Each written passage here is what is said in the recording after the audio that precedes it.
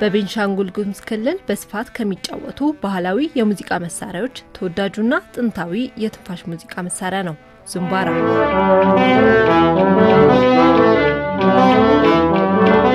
በደስታቸው በዕለት ተዕለት እንቅስቃሴያቸው የተለየ ስሜታቸውን ለመግለጽ ለበዓላት እንዲሁም ለሰርግ ይጫወቱታል። ዙምባራ የሚባለው ደግሞ በአረብኛ ቋንቋ ነው፣ ግን በእኛ ቋንቋ ዋሳ ነው የሚባለው።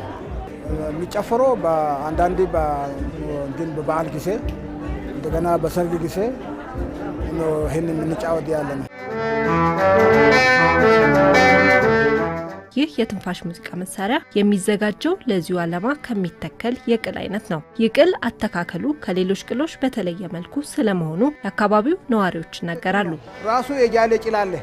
ያ ጭል ደግሞ ባህላዊ ትክክለኛ ባህላዊ ይዞ ነው ያለ። እንደዚህ አጎንብሰሽ የምትሰራ ከሆነ ከላይም አንጠልጥሎ ደግሞ እንደዚህ አጎንብዞ ነው የሚወልደው።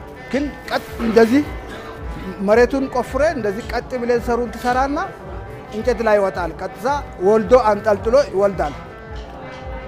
ራሱ የጃለ ጭል አለ። እስከ 2-3 ሜትርም ትወልዳለች። በዛ ልክ ነው አቆራርጦ ተገጣጥሞ መሳሪያማ ነው ሙዚቃ የሚያሳየው።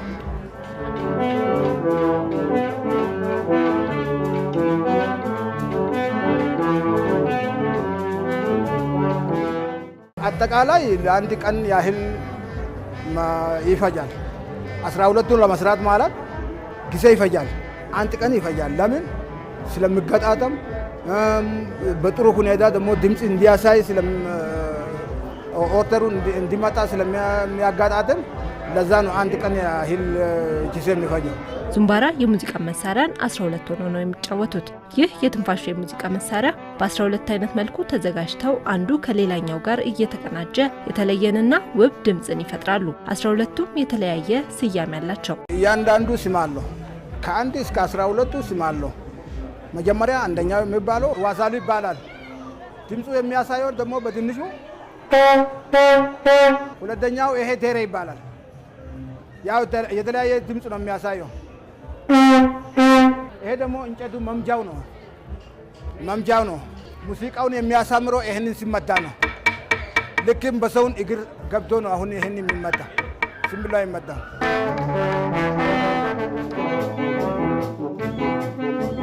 ሶስተኛው ኘባሉ ይባላል። አራተኛው ሾሮ፣ አምስተኛው ማንዳ ናቸው። አሞረንዱ ይባላል በእኛ ቋንቋ። ለምንድን ነው አሞረንዱ ተብሎ የተጠራ?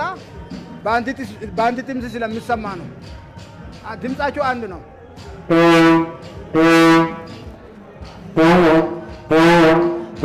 ሰባተኛው ይሄ ነው ማለት ሽኝር ባላ ይባላል። ድምፁ ለምንድን ነው ሽኝር ባላ ተብሎ የተጠራ? ደግሞ ልክ ድምፁን የሚያሳየው ልክ እንደ አህያ ድምፅ ነው፣ ሲጮህ ማለት ነው።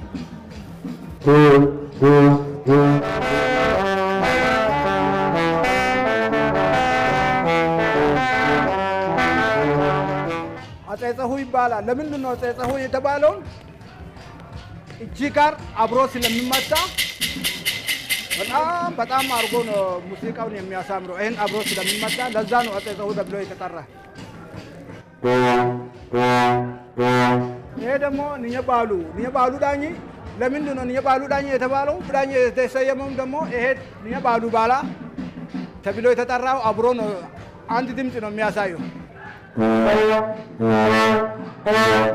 ሾሮ ይባላል። ሾሮ ደግሞ ትንሹ ሾሮ አለ። ያጀ አብሮ ተቀናኝቶ ነው ድምጻቸው አንድ የሚያሳየው። ያቺ ሾሮ ባላት ይባላል። ይሄ ሾሮ ዳኝ ይባላል። ይሄ አሞሪንዱ ዳኝ፣ አሞሪንዱ ቢሎ። ያቺ ትልቋ መጨረሻው ደግሞ ሽኝር ጉንዲ ይባላል። ለምንድን ነው ሽኝር ጉንዲ የሚባለው? የ12ቱን ድምፅ ስለሚያጠቃልሎ የዚህ ድምፅ ነው የሚያሳየው። የዚህና የአንደኛው ድምፅ አንድ አብሮ ነው የሚያሰማ። ስለዛ ለዛ ነው ሽኝር ጉንዲ የተባለው።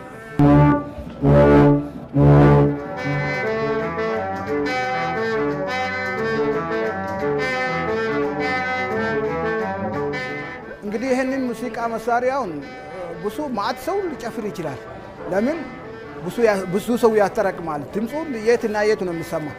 ከዛ እያንዳንዱ ሰው ሰምቶ በሩጫ መጥቶ ይጨፍራል። ሰው አብሮ ግን ሚሶ 12 ሰው ነው የሚጨፍረው። ሰው ደግሞ መዓት ነው።